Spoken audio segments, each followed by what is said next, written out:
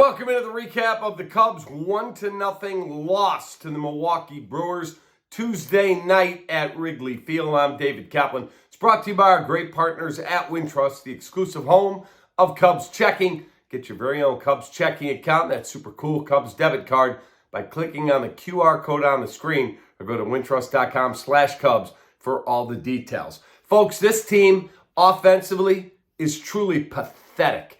10 more runners left on base tonight. They can't come up with a big hit, a big spot to save their freaking lives.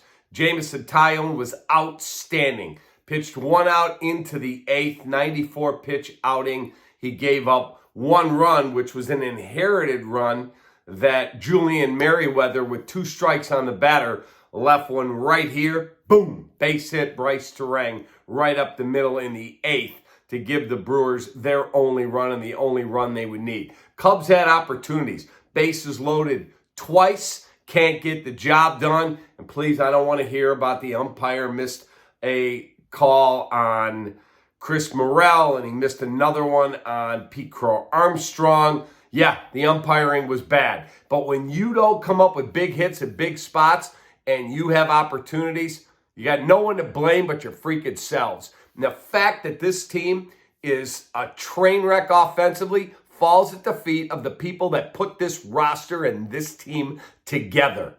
You look at that team, and I interviewed Jim Bowden today, the former general manager of the Reds and the Nationals, and he said, tell me one guy on that team that's truly a difference maker. I said, I don't know, Michael Busch is having a good year. He said, please, Cap, he's an average player. He's not a killer. He said, look around the top teams. They've all got monsters in their lineup. Who do the Cubs have that's a monster?